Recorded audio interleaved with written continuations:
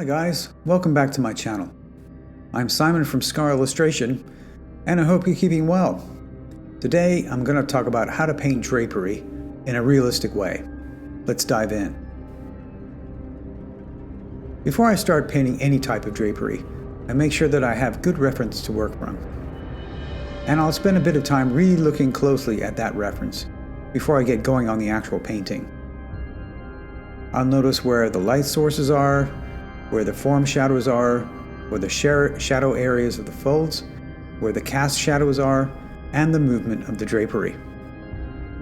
For example, is it hanging straight down, wrapping around something, bowed, or perhaps just crumpled up on the floor? The thing about drapery is that it has no real form of its own, and so it's completely dependent on whatever it's covering up. So when I'm observing and painting drapery, I have to keep in mind the underlying structure and make sure that the folds suggest that structure and that they are in the right place. Next, I'll start with a base tone for the drapery. And this is usually a mid-tone color.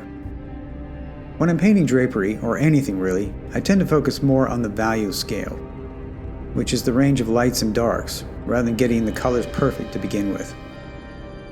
Everything in painting has a value structure, which indicates depth and gives the structure dimension. I like to use a pretty simple value scale to start off, which is usually 5 tones.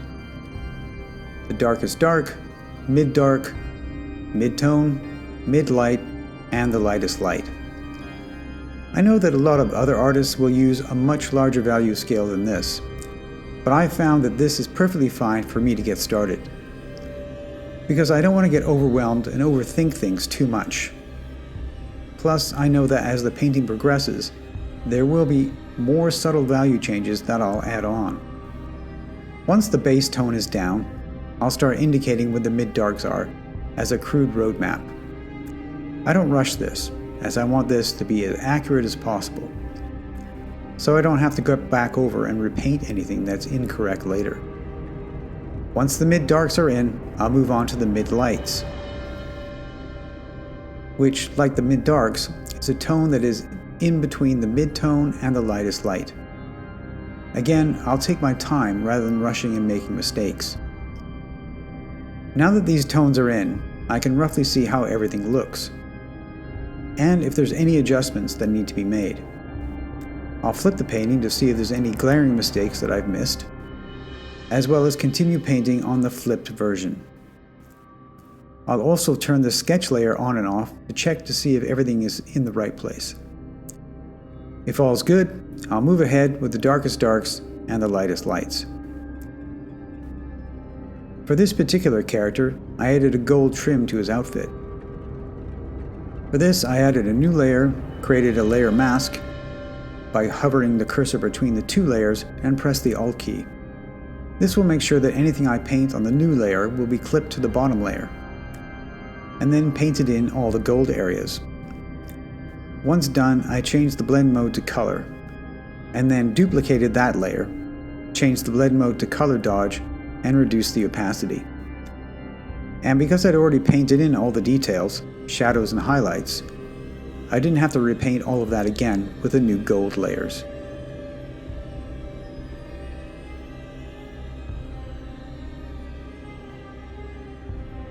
The drapery on this second character is somewhat different from the first, in that this drapery is not wrapping around the character, but is instead being dragged up a staircase, heavy with blood. And so the folds will be quite different. As well as that, there's other elements resting on top of the drapery, which is adding some interesting cast shadows.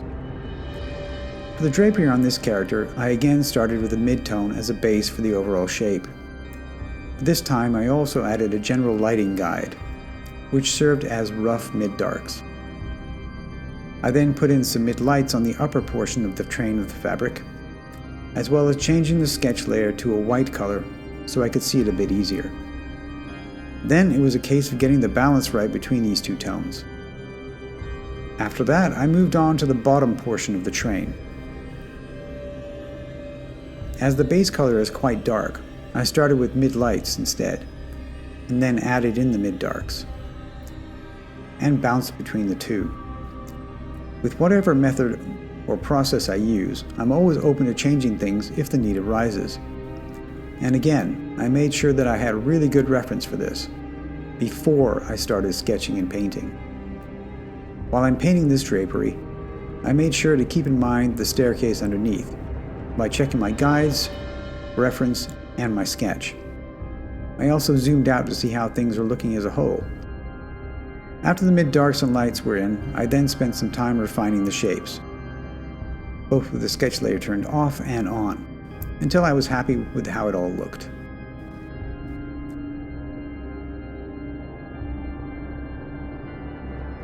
So the takeaways from this video are, in order to paint drapery convincingly, make sure to use good reference, really look at the values and pay less attention to colors in the beginning stages, observe where the light sources are and how that will affect how the lights and darks will fall, notice where form and cast shadows are, look at the flow or the rhythm of the fabric, use an accurate base sketch to work from, and keep in mind that fabric has no form of its own, but is completely dependent on what it's covering.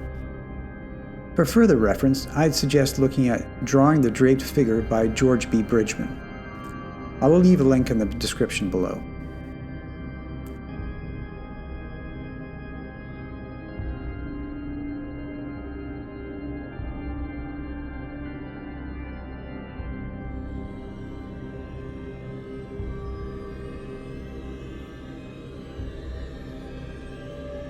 If you found this video helpful, don't forget to hit the like button and subscribe for more tips on improving your art. Thanks for watching, and keep on painting.